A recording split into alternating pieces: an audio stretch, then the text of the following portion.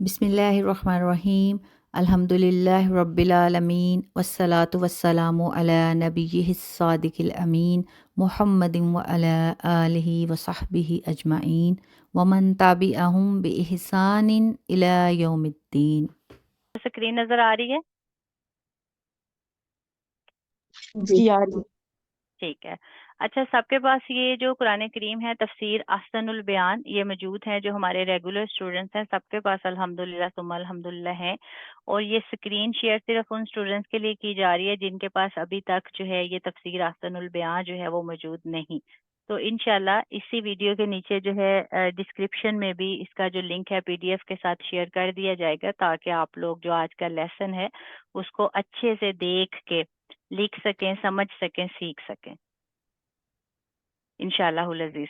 جیسے کہ ہم نے اپنے پہلے لیسن میں پڑھا تھا سورۃ الفاتحہ جو ہے اس کی تفسیر کے بارے میں، اور ہم نے اس میں کچھ پوائنٹس جو ہیں وہ کور کیے تھے، کہ جیسے کہ یہاں آیاتہا شروع میں ہم نے دیکھا آیاتہا، اور آیاتہا کے ساتھ جو ہے بلو کلر میں نمبر 1 لکھا ہوا تھا۔ ہم نے اس کے بارے میں پڑھا کہ آیات جو ہے اس کو کیا کہتے ہیں، ہاں جو ضمیر ہے وہ اس کے ساتھ کیوں داخل کی گئی، اور آج اسی سے متعلق مزید ہم وضاحت پڑھیں گے کہ جو سورۃ الفاتحہ ہے اس کی آیات کے بارے میں کیا تفسیر ہے۔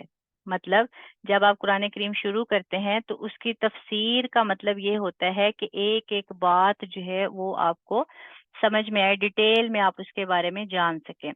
آج ہم پڑھیں گے سورۃ الفاتحہ جو ہے اس کی آیات کے بارے میں۔ سورۃ الفاتحہ جو ہے اس کی آیات کے بارے میں اختلاف ہے، کہ یہ کہا جاتا ہے کہ سورۃ الفاتحہ کے شروع میں جو بسم اللہ الرحمن الرحیم ہے یہ بھی اس کی ایک آیت ہے، یا اس کو ویسے ہی جو ہے قرآن کریم کی صورتوں کے شروع میں پڑھا جاتا ہے۔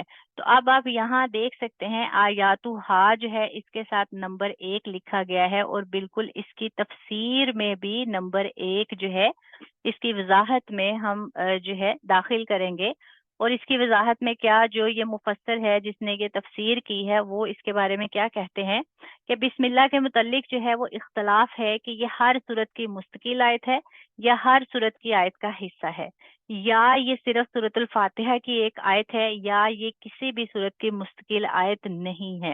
اسے صرف دوسری سورت سے الگ کرنے کے لیے ہر سورت کے آغاز میں لکھا جاتا ہے، آخر میں لکھا گیا ہے ایک، مطلب اس کو سورۃ الفاتحہ کی آیات میں شامل کیا گیا ہے۔ اگر آپ یہاں اسکرین پہ دیکھیں سورۃ الفاتحہ شروع ہوتی ہے الحمدللہ رب العالمین یہاں سے، اور اس کے آگے لکھا گیا ہے آیت نمبر 2۔ اگر ہم ایسے دیکھیں تو پھر اس سے ہمیں یہ اندازہ ہوتا ہے کہ سورۃ الفاتحہ جو ہے اس میں ہی شامل ہے بسم اللہ الرحمن الرحیم آیت نمبر 1۔ لیکن اس میں جو ہے اختلاف ہے، کچھ یہ کہتے ہیں کہ یہ سورۃ الفاتحہ کی مستقل آیت ہے، مطلب اس کو سورۃ الفاتحہ میں ہی شامل کیا جائے گا، یا پھر اس کو یہ بھی کہا جاتا ہے کہ بسم اللہ الرحمن الرحیم جو ہے یہ ہر سورت کا ایک حصہ ہے۔ اور کچھ جو ہیں مفسرین وہ یہ کہتے ہیں کہ سورۃ الفاتحہ کی آیت میں بسم اللہ الرحمن الرحیم شامل کی جائے گی، اور اس کے علاوہ باقی جتنی بھی صورتیں ہیں اس میں اس کو شامل نہیں کیا جائے گا۔ اسی کے بارے میں جو قرائے مکہ کوفہ، قرائے مکہ کوفہ، قرائے کہتے ہیں جیسے کہتے ہیں نا قرات کرنے والے، پڑھنے والے، مکہ اور کوفہ جو ہیں قرائے مکہ اور کوفہ انہوں نے اسے سورۃ الفاتحہ سمیت ہر سورت کی آیت قرار دیا ہے، جبکہ قرائے مدینہ، بصرہ اور شام نے اسے کسی بھی سورت کی آیت تسلیم نہیں کیا، سوائے سورت نمل کی آیت 30 کے، کہ اس میں بالاتفاق بسم اللہ اس کا جز ہے، مطلب اس کا حصہ ہے۔ اب اس سے ہمیں کیا پتہ چلتا ہے، اور یہ ساری تفسیر جاننے کا ہمارا مقصد کیا ہے، کہ جب آپ قرآن کریم شروع کرتے ہیں سورۃ الفاتحہ جو ہے شروع کرتے ہیں، اس کو شروع کرنے سے پہلے آپ کو اس کی آیات کی مکمل تفسیر کا علم حاصل ہو، کہ آیا کہ اس کی آیات کتنی ہیں۔ جیسے کہ ہر صورت میں ہم پڑھتے ہیں کہ یہ صورت مکی ہے، یہ صورت مدنی ہے، اس کی اتنی آیات ہیں، اس کے اتنے رکوع ہیں۔ اور جب ہم نارملی ہم لوگ پڑھتے ہیں نا تو بس پڑھ کے بس ایک دفعہ ہم نے پڑھا اور بس وہ ذہن سے نکال دیا اور آگے ہم نے پڑھنا شروع کر دیا۔ اب آپ لوگوں کو یہ ساری جو ہے تفسیر بتانے کا، پڑھانے کا، سکھانے کا مقصد یہ ہے کہ سب سے پہلے تو آپ لوگوں نے یہ تہیہ کرنا ہے کہ ہم نے سیکھنا ہے، ہم نے پڑھنا نہیں ہے. ٹھیک ہے، جیسے کہ میں پہلے بھی آپ کو بتا چکی ہوں کافی دفعہ کہ پڑھنے اور سیکھنے میں فرق ہے. اگر ہم پڑھتے ہیں تو وہ صرف ہم تک ہی محدود رہتا ہے، لیکن جب ہم سیکھتے ہیں تو وہ پھر ہم اس قابل ہوتے ہیں کہ آگے بھی کسی کو سکھا سکیں. اور ہمارا جو دین ہے اسے جب بھی ہمارے سامنے آئے، کوئی بھی موقع آئے، تو ہمیں سیکھنے کی کوشش کرنی چاہیے. جیسے کہ اب ماشاء اللہ الحمد للہ ثم الحمد للہ آپ سارے جو طلبہ طالبات ہیں جو سیکھ رہے ہیں، تو آپ نے اپنی یہی نیت رکھنی ہے کہ ہم اسے سیکھیں گے. اور سیکھنے میں سب سے پہلی بات یہی آتی ہے جو ہے، جیسے کہ نبی کریم صلی اللہ علیہ وسلم نے حدیث میں فرمایا، میں یرید اللہ بہ خیرا یفقہہ فی الدین، کہ اللہ تبارک و تعالیٰ جس کے ساتھ بھلائی کا ارادہ کرتے ہیں اسے دین کی سمجھ عطا کرتے ہیں. اور آپ دیکھیں جسے دین کی سمجھ عطا ہوتی ہے وہی دین سیکھنے میں دلچسپی رکھتا ہے، شوق رکھتا ہے. تو سب سے پہلی بات تو یہ، جتنے بھی طلبہ طالبات جو بھی لوگ ہمارے ساتھ اس کورس میں شامل ہیں، جو سیکھ رہے ہیں، سیکھنا چاہتے ہیں اور آج کی کلاس میں ہمارے ساتھ شامل ہیں، ان سے اللہ تبارک و تعالیٰ نے بھلائی کا ارادہ کیا ہے تو وہ سیکھ رہے ہیں. سب سے بڑی خوش قسمتی والی بات یہ کہ اللہ تبارک و تعالیٰ نے ہمیں ان خوش قسمت لوگوں میں شامل کیا. اور اس کے بعد جو دوسری حدیث ہے، نبی کریم صلی اللہ علیہ وسلم نے فرمایا، خیرکم من تعلم القرآن وعلمہ، کہ تم میں سے بہترین وہ ہے جس نے قرآن سیکھا اور سکھایا. اب دیکھیں پہلی جو حدیث تھی، میں یرید اللہ بہ خیرا یفقہہ فی الدین، کہ اللہ تبارک و تعالیٰ جس کے ساتھ بھلائی کا ارادہ کرتے ہیں اس کو دین کی سمجھ عطا کرتے ہیں. ہم ان لوگوں میں بھی شامل ہو چکے ہیں الحمدللہ ثم الحمدللہ. اور اگر دوسری حدیث کے مطابق ہم دیکھیں کہ تم میں سے بہترین وہ ہے جو قرآن سیکھے اور سکھائے، ان لوگوں میں بھی ہم شامل ہو چکے ہیں الحمدللہ. لیکن اب اس کی جو فضیلت ہے وہ ہم کیسے حاصل کریں گے؟ جب ہم ان احادیث پہ عمل کریں گے. تو یہ ساری احادیث بتانے کا میرا مقصد یہی ہے کہ آپ لوگوں نے اس کو سیکھنا ہے. اب جیسے کہ آپ کے ساتھ دیکھیں سکرین شیئر کی گئی ہے، ہر چیز جو ہے وہ آپ کو نظر آ رہی ہے، اور اب یہ آگے آپ کی ذمہ داری ہے کہ آپ اس کو اچھے سے ذہن نشین کریں. اور اب سب سے پہلے جیسے کہ آج کے لیسن میں ہم کور کر رہے ہیں سورۃ الفاتحہ کی آیات، اور بہت ہی آسان الفاظ میں نے آپ کو بتایا، اس کی جو تفسیر ہے آپ کے ساتھ شیئر کی کہ سورۃ الفاتحہ جو ہے اس کی آیات 7 ہیں. ٹھیک ہے، اگر ہم بسم اللہ الرحمن الرحیم کو داخل کرتے ہیں ان میں تو پھر اس کی تعداد جو ہے یہ 7 بنتی ہے، اور اس میں اختلاف کیا گیا ہے. کچھ جو ہیں وہ یہ کہتے ہیں کہ یہ بسم اللہ الرحمن الرحیم سورۃ الفاتحہ کی مستقل آیت ہے، اس میں شامل کی جائے گی.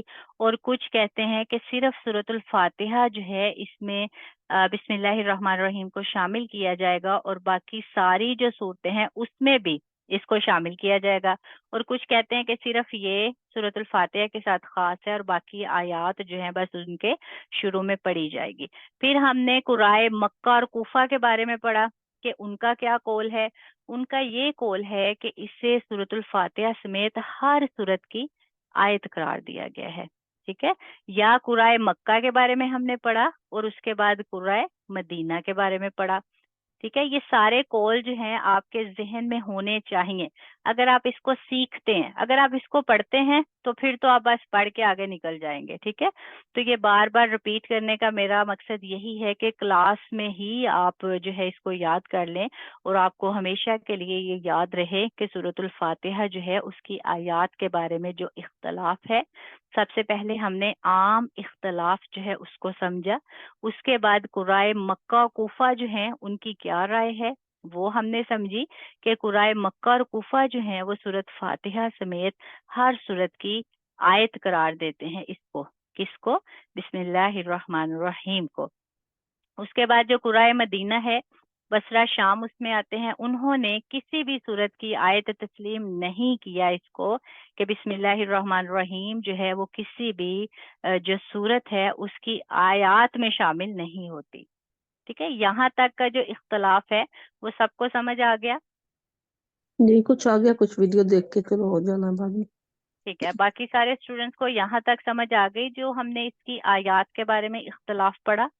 جی جی ٹھیک ہے، اچھا کون سا اسٹوڈینٹ ہے جو اپنے الفاظ میں اس کو بیان کر سکتا ہے؟ ارم آپ ہمیں بتائیں. جی باجی. جی باجی، ہم نے بسم اللہ کے اختلاف کے بارے میں پڑھا کہ قرائے بقا اور کوفہ یعنی اسے صورت فاتحہ سمیت ہر صورت کی آیت قرآن دیتے ہیں، اور قرائے مدینہ یعنی بصرہ اور شام ان جو ہے یعنی وہ کسی بھی صورت کی آیات اسے تسلیم نہیں کرتے. تو اس میں یہ اختلاف ہے ان کا. بالکل. اور جی عام اختلاف کیا ہے؟ جی جی جی بالکل، رحیلہ آپ بتائیں. جی جی اس میں یہ ہے کہ یہ ہر آیت کا ایک وہ کہتے ہیں کہ ہر آیت کا یہ حصہ ہے یا نہیں، یا کہ یہ بالکل سورۃ فاتحہ کا ہی ایک حصہ ہے. اور پھر آگے اس بالکل میں اختلاف بھی ہو جاتا ہے. کچھ اس کو مستقل آیت نہیں سمجھتے اس کی، اور کچھ جو ہیں وہ اس کو کہتے ہیں کہ یہ اس کی ایک آیت اس سورت کا ایک حصہ ہے. بالکل ٹھیک ہے، ماشاءاللہ. اچھا اب اس کے بعد جو ہم تفسیر احسن البیاں پڑھ رہے ہیں، جس میں تفسیر حافظ صلاح الدین یوسف رحمہ اللہ جو ہے انہوں نے جو تفسیر کی ہے وہ یہ کہتے ہیں کہ میرے نزدیک جو راجح بات ہے وہ یہ ہے، مطلب قابل قبول جو بات ہے جو زیادہ اہمیت رکھتی ہے، کہ یہ ہر صورت کا حصہ ہے سوائے سورت توبہ کے. سورت توبہ جب بھی آپ لوگ پڑھیں اس کے شروع میں آپ دیکھیں گے بسم اللہ الرحمن الرحیم جو ہے وہ قرآن پاک میں نہیں ہے. تو اس لیے جب بھی ہم نے سورت توبہ پڑھنی ہے اس کے شروع میں ہم نے بسم اللہ الرحمن الرحیم نہیں پڑھنی، لیکن اس کے علاوہ جو ہے جب بھی ہم کوئی سورت شروع کریں گے تو اس کے شروع میں بسم اللہ الرحمن الرحیم جو ہے وہ پڑھنا ضروری ہے. ہر شخص کے لیے ضروری ہے کہ وہ ہر صورت پڑھنے سے پہلے بسم اللہ جو ہے وہ ضرور پڑھے سوائے صورت توبہ کے. چاہے اگر آپ صورت توبہ جو ہے اس کی تلاوت سے ہی قرآن کریم شروع کر رہے ہیں پھر بھی آپ بسم اللہ جو ہے وہ نہیں پڑھیں گے. اور جیسے کہ ہم نے ہماری لائیو کلاس جو ہے اس میں ہم نے یہ کور کیا تھا قرآن کریم کو پڑھنے کے آداب. ٹھیک ہے، اس میں سب کو یاد ہے کہ ہم نے آداب میں کیا پڑھا تھا کہ جب ہم قرآن کریم جو ہے پڑھنا شروع کریں تو سب سے پہلے کیا پڑھا جاتا ہے؟ سب آپ بتائیں. نائلہ آپ بتائیں. سب سے پہلے اعوذ باللہ من الشیطان الرجیم بسم اللہ الرحمن الرحیم. اور اگر ہم بیچ میں سے کوئی کام پڑتا ہے یا چھوڑ کے جاتے ہیں تو پھر صرف بسم اللہ الرحمن الرحیم. بالکل ماشاءاللہ. جب بھی کافی. آپ قرآن کریم پڑھتے ہیں تعوذ اور تسمیہ سے شروع کرتے ہیں، اور اگر آپ قرآن کریم کی کوئی صورت پڑھیں گے تو بسم اللہ الرحمن الرحیم سے شروع کریں گے. اور اگر آپ قرآن کریم پڑھتے پڑھتے کسی کام میں لگ جاتے ہیں اور دوبارہ سے آ کے وہاں سے ہی قرآن شروع کرتے ہیں تو پھر آپ تعوذ سے شروع کریں گے، اعوذ باللہ من الشیطان الرجیم پڑھ کے آپ قرآن کریم شروع کریں گے، نہ کہ بسم اللہ الرحمن الرحیم سے. ٹھیک ہے، بالکل. اور اسی طرح جو ہے جہری نمازوں میں اس کے اونچی آواز سے پڑھنے میں بھی اختلاف ہے. بعض اونچی آواز سے پڑھنے کے قائل ہیں اور بعض جو ہے وہ آہستہ آواز سے. اب آپ لوگ مجھے یہ بتائیں کہ جہری نمازوں کے بارے میں کسے پتہ ہے؟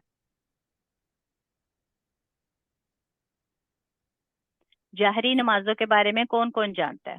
کسی اسٹوڈنٹ کو پتہ ہے؟ میں کوشش کر رہا ہوں رحیلہ. جی جی جی رحیلہ کریں، بتائیں.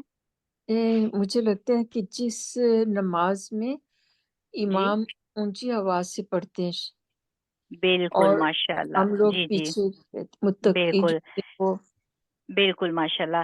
جاہری جو ہے ویسے تو ہوتا ہے نا ظاہری، ٹھیک ہے، لیکن جاہری جیم سے ہے جاہری، یہ بھی ظاہر سے ہی ہے. جاہری نماز کہتے ہیں وہ نمازیں جس میں امام جو ہے وہ بلند آواز میں قرات کرتا ہے.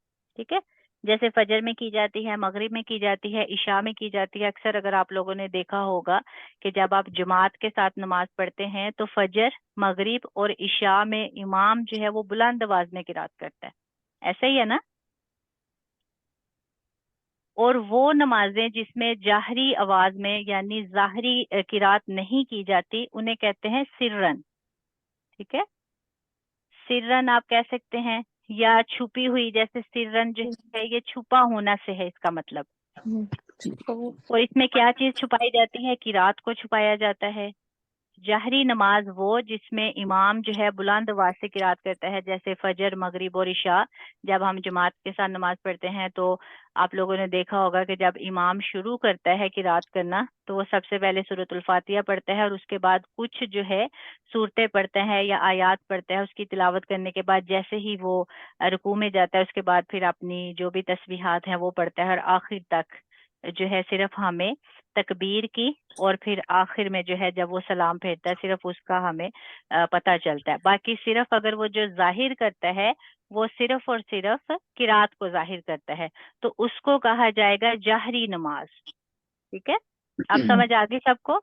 جی جی ٹھیک ہے، ماشاءاللہ۔ اب اس میں یہی بات کی جا رہی ہے بسم اللہ کی تفسیر میں کہ جہری نمازوں میں اس کے اونچی آواز سے پڑھنے میں بھی اختلاف ہے۔ بعض اونچی آواز سے پڑھنے کے قائل ہیں اور بعض آہستہ آواز سے۔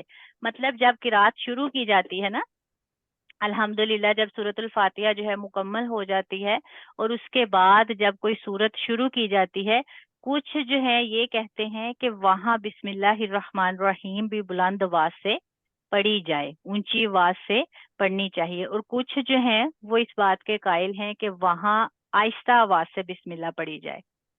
ٹھیک ہے، لیکن اکثر جو علماء ہیں انہوں نے آہستہ آواز سے پڑھنے کو راجح قرار دیا ہے، مطلب انہوں نے زیادہ بہتر کہا ہے کہ اگر آہستہ آواز سے بسم اللہ پڑھے تو وہ زیادہ بہتر ہے، لیکن اونچی آواز سے پڑھنا بھی جائز ہے، دونوں طرح کیا جا سکتا ہے۔ اور میرے خیال سے اونچی آواز میں ہی ظاہر سی بات ہے، جب امام جو ہے وہ قرات کرتا ہے، جیسے ہی وہ سورۃ الفاتحہ جو ہے مکمل کرتا ہے تو اس کے بعد پھر جب وہ بسم اللہ پڑھتا ہے تو ہی پھر ہمیں پتہ چلتا ہے کہ وہ اس کے بعد کوئی سورت یا آیت جو ہے اس کی تلاوت کر کے تو اس کے بعد پھر رکوع میں جایا جاتا ہے۔ یہ آپ لوگوں کا آج کا لیسن ہے جس میں صرف ہم نے کس بات کو کور کیا کہ آیاتھا، سب سے جی پہلی جو ہم نے تفسیر پڑھی وہ پڑھا آیات آیاتھا، جیسا کہ پہلے لیسن میں بھی میں نے بتایا تھا۔ آیاتو جو ہے یہ علیحدہ ہے، ہا علیحدہ ہے۔ جی آیاتو مطلب آیت ایک آیت جی آیات جمع کا صیغہ ہے، ٹھیک ہے، آیت بھی آپ کہہ سکتے ہیں، اور ہا اس کی، ٹھیک ہے، آیاتھا اس کی آیات، کس کی آیات؟ ہم سورۃ الفاتحہ کی تفسیر پڑھ رہے ہیں، اور سورۃ الفاتحہ میں جو اس کی آیات ہیں وہ کتنی ہیں؟ 7 ہیں، کل آیات 7 ہیں، لیکن ان آیات کے بارے میں اختلاف ہے۔ اس اختلاف کے بارے میں ہم نے پڑھا کہ عام اختلاف کیا ہے، قرائے مدینہ کیا کہتے ہیں، قرائے مکہ کیا کہتے ہیں، اور اس کے بعد پھر جو بسم اللہ الرحمن الرحیم ہے اس کے پڑھنے کے بارے میں جو اختلاف ہے اس کے بارے میں ہم نے پڑھا۔ ٹھیک ہے، یہ ساری باتیں آپ لوگ اپنا جو ہے اس کو ذہن نشی کریں گے تاکہ سب سے پہلے ہمیں اس کے بارے میں مکمل جو تفسیر ہے اس سے آگاہی حاصل ہو۔ جی سمجھ آ گئی ساری باتیں؟ جی بالکل بالکل، ماشاءاللہ۔ اب کسی کا بھی کوئی سوال ہے آج کے لیسن میں؟ کیونکہ آج کا جو لیسن ہے صرف ایک پوائنٹ ہے، دیکھنے میں یہ صرف ایک پوائنٹ ہے، لیکن جب آپ لوگ اسے یاد کریں گے اور کل کے لیسن میں جب آپ سے سوال جواب کیے جائیں گے پھر آپ کو یہ کافی بڑا لگے گا۔ ٹھیک ہے، تو ابھی کلاس میں ہی اگر کسی کا کوئی سوال ہے، کوئی بات سمجھ نہیں آئی تو آپ لوگ وہ پوچھ سکتے ہیں، لیکن کل پھر اگر آپ سے کوئی بھی سوال کیا جائے گا تو پھر آپ کو اس کا جواب دینا ہوگا۔ بھی آج کا جو لیسن ہے اس میں جو بھی آپ کا سوال ہے وہ کوئی بھی سوال آپ لوگ کر سکتے ہیں، تاکہ جو آج آپ لوگوں نے پڑھا اسی سے متعلق ہی آپ لوگ سوال کریں، آپ سے جو سوال کیا جائے آپ اس کا جواب دیں۔ اس کا فائدہ یہ ہوگا موجودہ لیسن آپ اچھے سے سیکھ پائیں گے۔ جی ٹھیک ہے، کبھی بھی آپ لوگوں نے یہ نہیں کرنا کہ پڑھ ہم پیچھے رہے اور سوال آپ کا نیکسٹ پیج میں سے یا نیکسٹ لیسن میں سے ہو۔ جی بچی ٹھیک اس ہے، کے مطلب کیا ہوں گے؟ جس جس اس آئی تھنک لائن نمبر 1 2 3 4 5 6 10 کس 11 کا 12 ارم، کس کا 13 مطلب؟ یہ جو ہے نا جس کے شروع میں وہ تحریر ہے یا اس کا مستقل آیت ہونا محل نظر ہے، اس کا کیا مطلب جی جی، تحریر اور مطلب غور و فکر کرنے کی جگہ ہے، محل کہتے ہیں جگہ کو۔ اوکے محل ٹھیک جگہ ہے نا، جیسے اکثر آپ محل لوگوں نے جگہ سنا ہوگا محل وقوع، واقع جی ہونے کی جگہ، اوکے محل کہتے ہیں جی یہ جگہ کو بولا جاتا ہے، ٹھیک ہے، اور محل نظر غور کرنے کی جگہ، غور کرنے کی جگہ. بالکل اوکے ٹھیک ہے، یہ اور اچھا سوال تھا ماشاء اللہ. اور میرے نزدیک راجح بات یہ ہے، صحیح جی بات اس کا راجے، مطلب راجے بالکل راجے مطلب بہتر بات جو ہے، بہتر جس بات، کو صحیح بات، راجے اصل میں راجے جو ہے یہ درست، ترجیح سے ہے، ترجیح. جی جس بات کو ترجیح دی جائے، ٹھیک ہے، راجے جو ہے یہ ترجیح سے ہے. ترجیح. باقی سب کو بھی یہ 2 سوال سمجھ آئے جو ارم نے کیے؟ جی جی ٹھیک ہے میرا ماشاء ایک اللہ. کوشچن یہ ہے کہ یہ آپ نے بولا کہ یہ ہمیں اس کی PDF فیل جو ہے وہ جی جی لیسن میں مل جائے گی، جی کیونکہ جی میرے انشاءاللہ، پاس جی ابھی بالکل آپ کے لیے ہی، بالکل وہ آپ کے پاس بھی نہیں ہے، میرے خیال سے سعدیہ کے پاس بھی نہیں ہوگا، باقی جی سارے نہیں. اسٹوڈینٹس کے پاس ہے. تو اسی لیے یہ PDF جو ہے میں نے شیئر کیا تاکہ آپ لوگ بھی باقی سب کے ساتھ شامل ہو کے اس کو لکھ سکیں، نوٹ کر سکیں اور اچھے سے اس کو سیکھ سکیں، سمجھ سکیں اور آگے بیان کر سکیں انشاءاللہ.